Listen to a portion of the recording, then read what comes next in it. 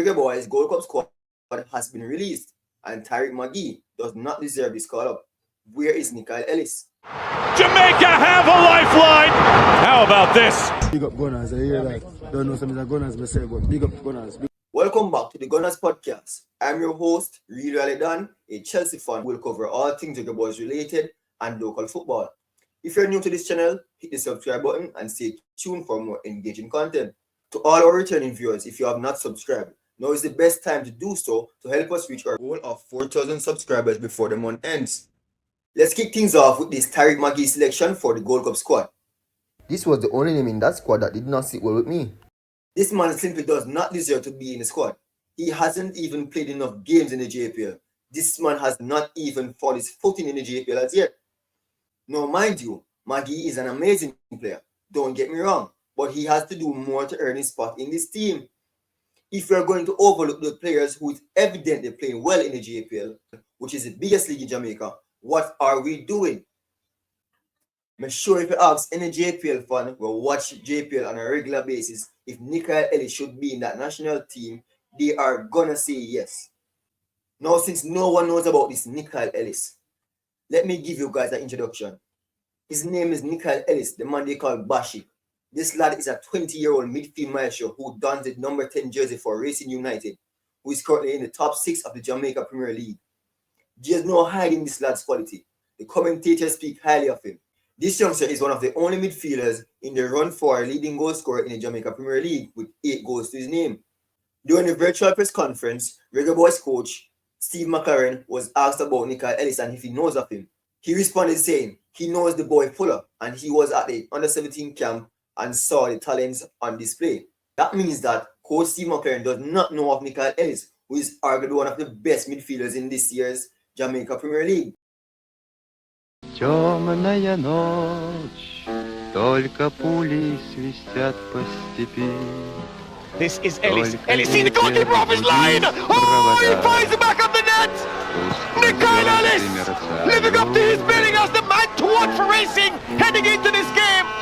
Watkin off his line, but he was in no man's land. Ellis looked up, saw him coming. The keeper got a piece of it, but it was not big enough piece. Ты слезу утираешь. You're telling me that no one in Steve McClaren's corner has not even whispered about Nickyle Ellis, one of the only midfielders in the run for the leading goal scorer. Come on, bro, this is utter rubbish. This young lad has had defenders and teams on the edge due to his brilliance. There's no questioning this lad's quality. Now, before I touch on my next point, during the press conference, I heard a member of the media saying, and I quote, "I was in St. Louis to watch the Jamaica versus USA game, and there seems to be a significant gulf in quality between the two teams. And as such, from where I see, it seems we need better players." And I quote again, he says, "I also watched some JPL games, 2 matches against Trinidad and Cavalier recent matches against Inter Miami.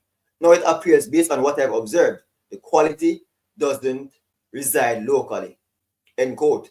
This is what this member of the media said. I totally disagree with this statement. That is just verbal diarrhea, honestly. He started off by saying he watched the Reggae Boyz versus USA, and from that he realized that there's a huge gap in our Reggae Boyz quality. So we're now using one game to judge a player's quality. Absolute rubbish. In his own words, he said he has watched some JPL games. That means he has not watched a lot of JPL games. If he had watched enough games, he wouldn't have said our local players lack quality. Because if he had watched enough games in the JPL, he wouldn't have said that our local players don't have the quality. I cannot debate on the fact that there's not a vast majority of quality players locally, but to say there's no quality, to me that makes no sense. Before I move on, let me help to kill this narrative. There's a short list of 5 quality players you can look out for in the Jamaica Premier League. Number 5 on my list is Nickyle Fuller of Tivoli Gardens. This youngster has been basically carrying this team on his back, with 8 goals to his name. Number 4 on my list is Chanil Thomas of Montego Bay United.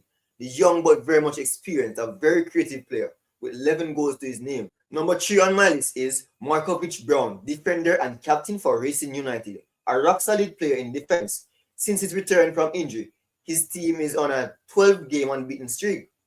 Number 2 on my list is Fabian Reed of Arnett Gardens. the man who has scored the most goals in the Jamaica Premier League history, a man who knows to find the back of the net. Number 1 on my list is Jamon Shepherd of Arnett Gardens. This youngster has been a mainstay in the Arnett Gardens midfield, a very technical player. I deliberately put this player at the top of my list because I think he has been totally overlooked. This lad has been one of the most consistent young players in the Jamaica Premier League for the last 2 seasons. In 2022, he won the Jamaica Premier League with Arnett Gardens. Last year, he won the Caribbean Club Shield also with Arnett Gardens. Moving on to the 2025 Gold Cup squad selection, and I'll share my thoughts on our 2026 World Cup aspirations. Despite my disagreement with the Tyreek Magee selection, I think this is a pretty good squad. I'm really happy that Kyle Dixon is in the squad. Dixon has been on a fine piece of form.